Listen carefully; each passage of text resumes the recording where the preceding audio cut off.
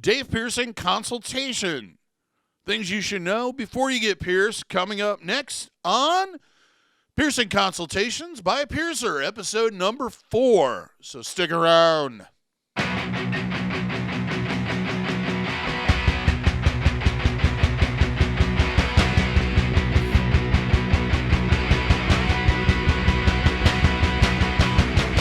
For those that are new to the channel, my name is DaVo. I'm a professional body piercer and have been since 1994. I own and I operate the Axiom Body Piercing Studio located here in Des Moines, Iowa, inside Skin Kitchen Tattoo. So, when I talk to you about these things, I'm talking to you with a level of expertise that comes from working in the body piercing industry for well over 26 years.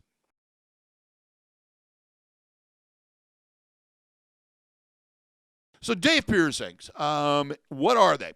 Daith piercing, as you can see from the photo, is located on the ridge, or through the ridge, just above the ear canal, usually done for rings, sometimes done with a curved barbell. What I'm going to go through today is what I would generally go through if you came in and asked for this particular piercing, and also a few pointers and things that you should look for as far as choosing your piercer and some of the things that they should go through and etc. The first thing I'm going to tell you is that the average healing time ranges from 8 to 12 weeks, sometimes longer. During that period of time, it is going to be acceptable to infection and will require that you clean it twice a day using a sterile saline solution such as Nelmed Piercing Aftercare or Nelmed Wound Wash twice daily for anywhere from 5 to 10 minutes. The next thing I'm going to talk about is cross-contamination prevention, and that's basically trying to prevent the piercing from becoming contaminated and causing an infection. Things like washing your hands before you handle it, no oral contact or exchanging of bodily fluids on, near, or around the piercing until it is healed, keeping pets away from it, not letting them sleep in the bed with you, not submerging the piercing in bodies of water you cannot control the quality of, which is hot tubs, pools, ocean, lakes, rivers, ponds, puddle in the backyard, whatever. If it's natural water, it is, and not your bathtub, it is not safe. Next thing is keep your environment clean. Clothing, bedding, towels, anything that may come in contact with the piercing on a regular basis. Avoiding contact with unclean objects. These are things like telephones, headphones, earbuds, wet hair, and various other things.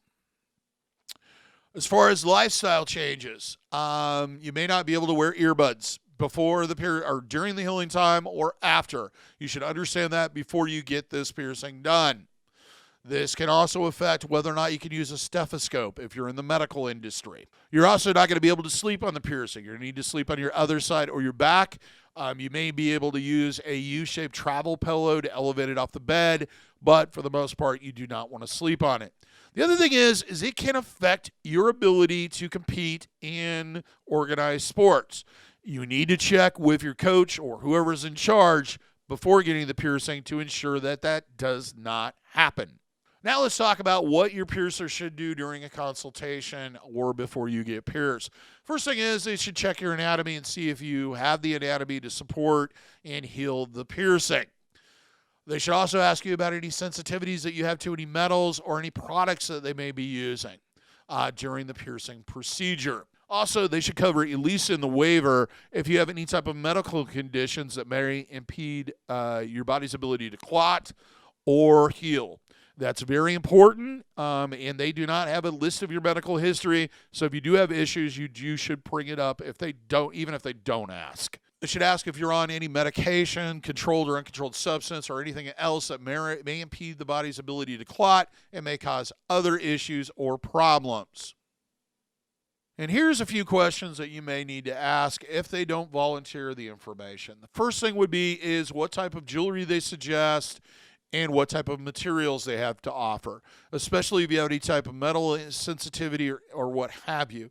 Of course, if you do have metal sensitivity, your best option is always titanium. However, sometimes you can get away with implant-grade steel. It really is something you need to discuss with your piercer. The other thing is the style of the jewelry. This needs to be a curved or circular piece of jewelry. I generally suggest either, my favorite is a beaded or fixed bead ring or a seamless ring. And the reason why is they're easy to remove and easy to put in. They're not as complicated as other jewelry. There's nothing to snap into place. There's nothing to screw on or press in. So they're a little easier to deal with. If they're going to go with a barbell, it should be curved, banana-shaped, and it should be much longer than the piercing area. Partly to allow for swelling, but partly because it makes it easier to change the jewelry. And this one can be a real pain in the ass to change.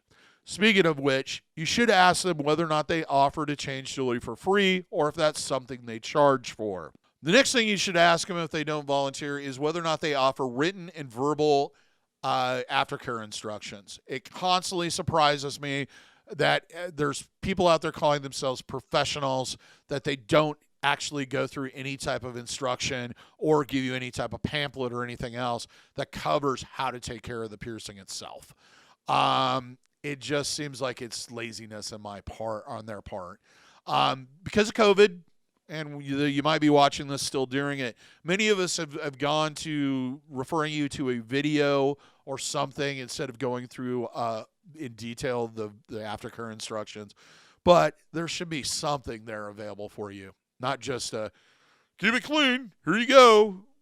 Thank you. Have a good day. No. And here's my card. Next thing you should ask is whether or not they sell aftercare products or where you can buy them. Many places like myself will sell like Nelmed piercing aftercare for a nominal fee. Some places they even include it in the piercing price. So ask beforehand. So that's a consultation on Daith piercings. Things you should know before you get them pierced. If you enjoyed this video, found it helpful, entertaining, you like the look of my face and the shape of my jib, whatever the hell that means, and love my soothing voice, please give me a thumbs up. We like it when you like it. Also, if you haven't subscribed, please subscribe. Hit that notification bell so that you're notified every single time we post something. If you like merch, you like swag, you like fun things, or you need to buy something for somebody on your holiday list, check out our merch store. Plenty of designs, different styles, and products for sale. Check it out. Link is in the description. Till next time, here's hoping all your piercings heal with ease and without a single issue.